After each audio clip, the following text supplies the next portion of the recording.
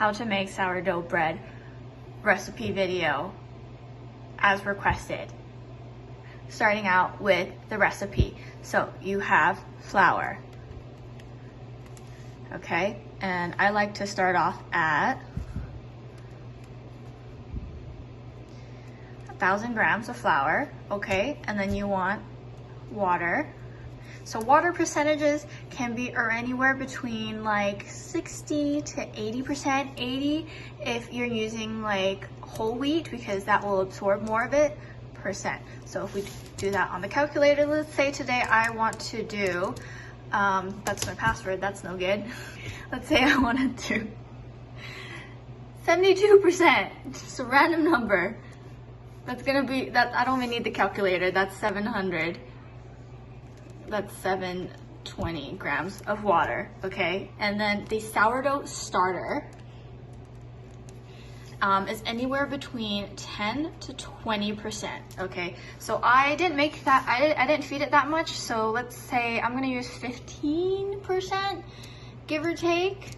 Okay, so let's say 150 grams, and then salt is always, oh shoot, 2%.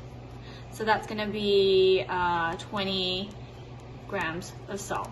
Okay, so I've rewritten it so it's very easy to follow. 1,000 grams of flour, 720 grams of water, and then 120 grams of sourdough starter, because that's, I know how much I fed it, and always 20 grams of salt. You can, this number here and this, like these two can be easily changed. It just depends how sticky of a dough you're gonna work with.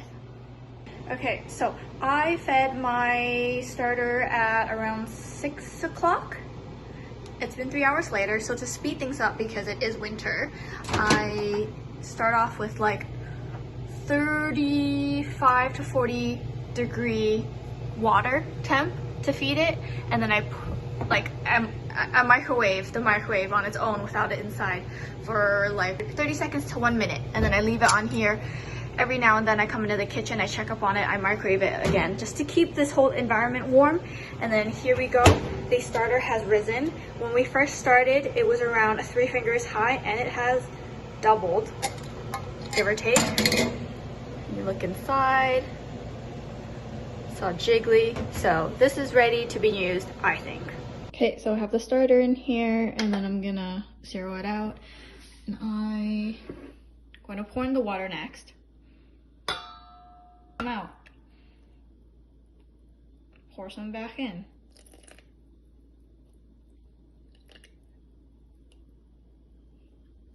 Okay, and then you want to dissolve this. Let me get a fork. Zero your scale again. Add your salt. It's a very chaotic video. Salt.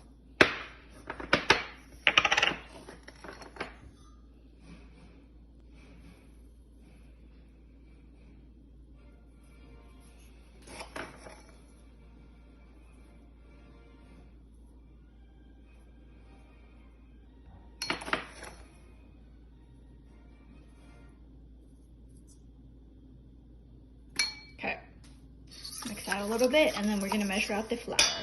And we're at a different angle again. So I have 3 different flours on hand. I have all-purpose flour, preferably unbleached, and then rye flour is often, it's good because it helps feed the starter, gets it active. And then I also have whole wheat flour, which happens to be of bread flour type. So I usually do like 80% all-purpose, and then the remaining 20 is between these two. I just really eyeball it up until I make my 1,000 grams of flour. I'm doing a half batch, so we're going for 500.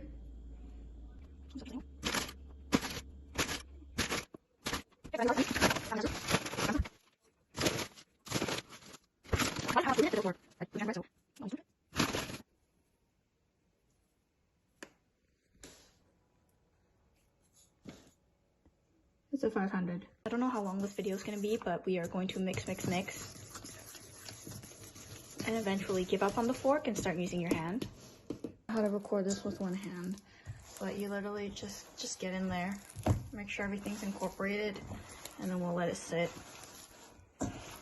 Preferably cover with like a wet tea towel or like a wet paper towel. Just make sure it doesn't touch the dough. This is experimental, so I'm gonna add some purple potato powder.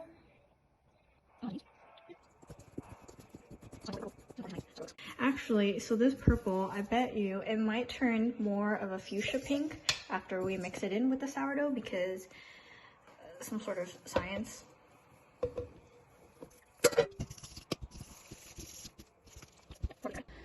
So it's 9:30 now. I mixed the two doughs, I did my dishes, and then I fed and put my sourdough into a new jar. You don't have to put the lid on so tight, just so that it has room to, I can't even hold it, it has room to breathe in the fridge, just like that's enough. It does produce some little air bubbles over the weeks. I like to change out my jars every 2 to 3 times I feed it, because it does build up with crusties and it gets harder to clean. I usually do this every like 45 minutes, but it somehow ended up being every hour. But you know the drill. Wet glove, wet hands, tuck in, stretch, and fold it over. Wow. Okay. Stay in the bowl.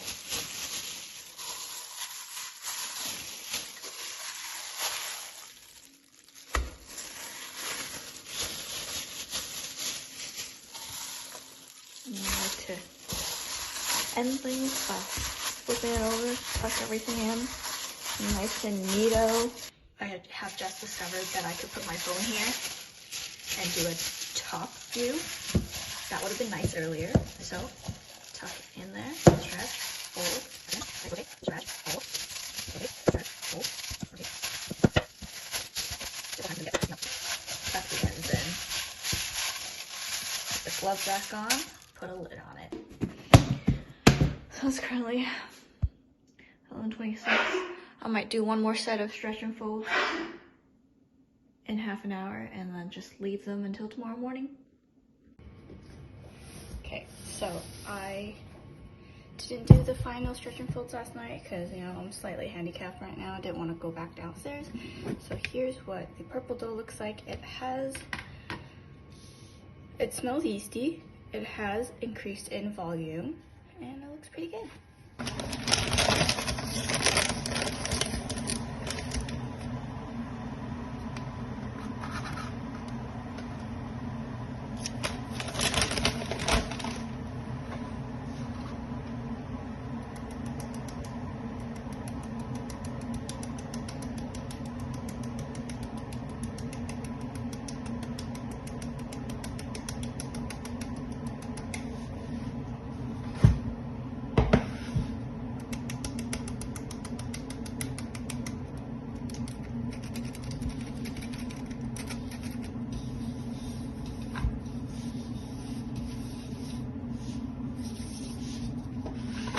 See if we can just plop it out.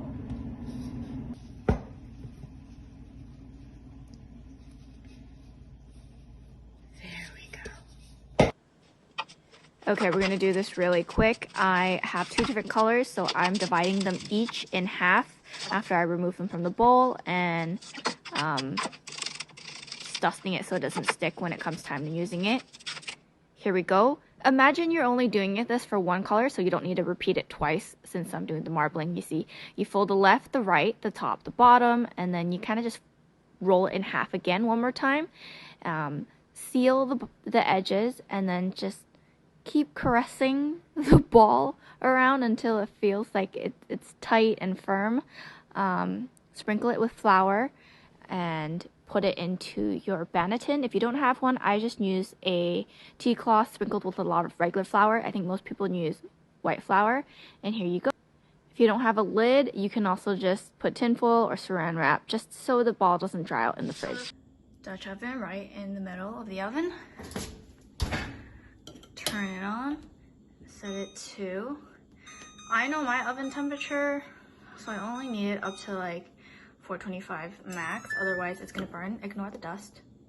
These are my bread doughs. I took them out like 2 hours ago just so that they could come to room temp and just chill.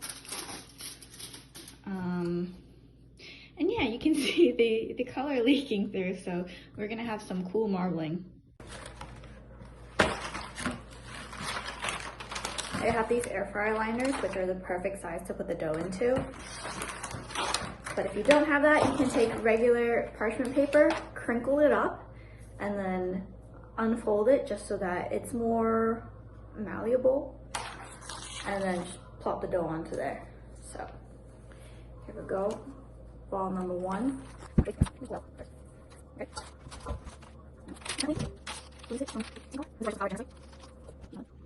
gonna do the pink one first.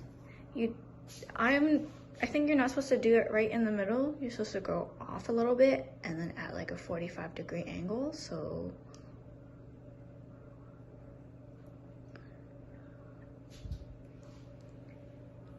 wow, that was smooth. Was that the right angle? I don't know. And then I love how you can see like the gluten texture inside. Amazing.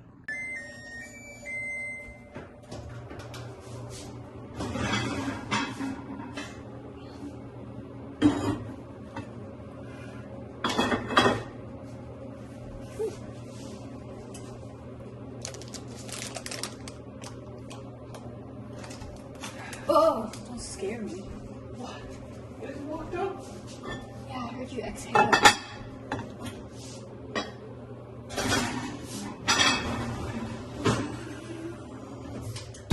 Ooh, that's hot.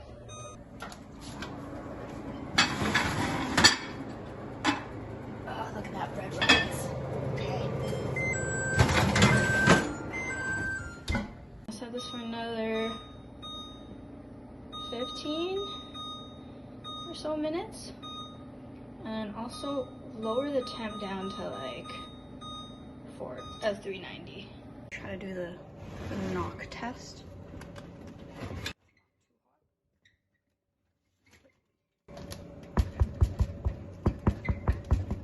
Yeah. Here's our first bread loaf with the design that I tried to get in. Some random swirlage. I'm about to slice this. Serrated bread knife. Honestly, I hate slicing artisanal loaves. They stress me out. I'm gonna go this way. Yeah.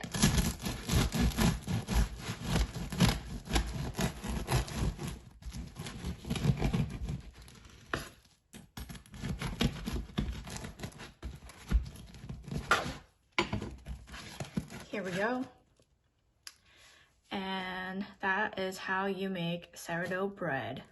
Take a look at the crumb. Looks pretty even. I like how it has some bubbles, but not like, it's not too unorderly. It's pretty uniform. Listen to the crust. It was crunchier earlier. There you go.